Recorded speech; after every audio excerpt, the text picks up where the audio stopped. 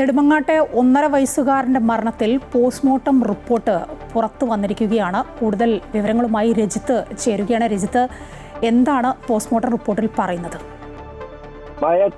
1.5 വയസ്സുകാരൻ അതിക്രൂരമായ മർദ്ദനം ഏറ്റു എന്നത് തന്നെയാണ് പോസ്റ്റ്മോർട്ടം റിപ്പോർട്ടിൽ നിന്ന് വ്യക്തമാകുന്നത്. ഏകദേശം 91 മുറിവുകളാണ് ഈ 1.5 വയസ്സുകാരന്റെ ശരീരത്തുള്ളത് എന്നതാണ്. ഒപ്പം തന്നെയാണ് അതിക്രൂരമായ മർദ്ദനം ഈ അസ്കറിൽ നിന്നും ഏൽക്കേണ്ടി വന്നു എന്ന കാര്യം കൂടിയുണ്ട്. അസ്കറിനെതിരെ കൊലക്കുറ്റമടക്കം ചുമത്തുന്നതിലേക്കാണ് അന്വേഷണ സംഘം നീങ്ങുന്നത് എന്നാണ് നമുക്ക് മനസ്സിലാകുന്നത്. ഇതന്നെയായാലും വാരിയെല്ലിനും അതുപോലെ തന്നെ വാരിയെല്ലിനും നെഞ്ചിനുമേറ്റ ചവിട്ടും ഒപ്പം തലക്കുമേറ്റ ചവിട്ടാണ് മരണത്തിന്റെ കാരണത്തിലേക്ക് നയിച്ചിരിക്കുന്നത് എന്നാണ്. വാരിയെല്ലുകൾ പൊട്ടിയിട്ടുണ്ട് എന്നാണല്ലോ ഈ പോസ്റ്റ്മോർട്ടം റിപ്പോർട്ടിൽ നിന്നും വ്യക്തമാക്കുന്നത്. ഒപ്പം തന്നെ ഈ കുട്ടിയുടെ അമ്മ അഖിലയ്ക്കും കുട്ടിക്ക് ഇയാൾ ക്രൂരമായി മർദ്ദിക്കുന്നതും ഈ സംഭവം സംബന്ധിച്ച അറിവുണ്ടായിരുന്നു. അതുകൊണ്ട് തന്നെ ഒരു പ്രേരണാ കുറ്റം ഈ കുട്ടിയുടെ അമ്മയ്ക്കെതിരെ ചുമത്താനാണ് പോലീസ് തീരുമാനിച്ചിരിക്കുന്നത്. എന്തായാലും അതിക്രൂരമായ ഒരു മർദ്ദനമാണ് ഈ 1.5 വയസ്സുകാരന് ഏൽക്കേണ്ടി വന്നത് എന്നതാണ് ഏറ്റവും പ്രധാനപ്പെട്ട കാര്യം.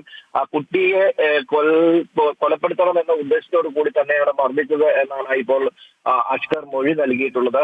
അതുകൊണ്ട് തന്നെ ഇയാൾക്കെതിരെ കൊലക്കുറ്റമടക്കം ചുമത്താനാണ് പോലീസ് തീരുമാനിച്ചിരിക്കുന്നത്. SC/ST ആക്ട് പ്രകാരം അത് തടയൽ നിയമപ്രകാരമുള്ള വകുപ്പുകളും ഇയാൾക്കെതിരെ ചുമത്താൻ പോലീസ് തീരുമാനിച്ചിട്ടുണ്ട്. അങ്ങനെ അതിക്രൂരമായ മർദ്ദനം ഏറ്റുവാങ്ങിക്കൊണ്ടാണ് ഈ 1.5 വയസ്സുകാരൻ മരണത്തിന് കീഴടങ്ങിയത് എന്നതാണ്. എന്ത് തന്നെയായാലും ഈ പ്രതി അസ്കറിനെതിരെ കൊലക്കുറ്റമടക്കം ചുമത്തിക്കൊണ്ട് നീങ്ങാനാണ് പോലീസ് തീരുമാനിച്ചിരിക്കുന്നത്.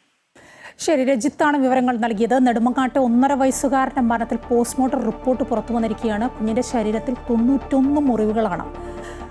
മരണം കാരണം നെഞ്ചിനും തലയ്ക്കുമേറ്റ ക്ഷതമാണെന്ന് പോസ്റ്റ്മോർട്ടം റിപ്പോർട്ടിൽ പറയുന്നു. വാരിയലിനും പൊട്ടലുണ്ടെന്നാണ് കണ്ടെത്തൽ.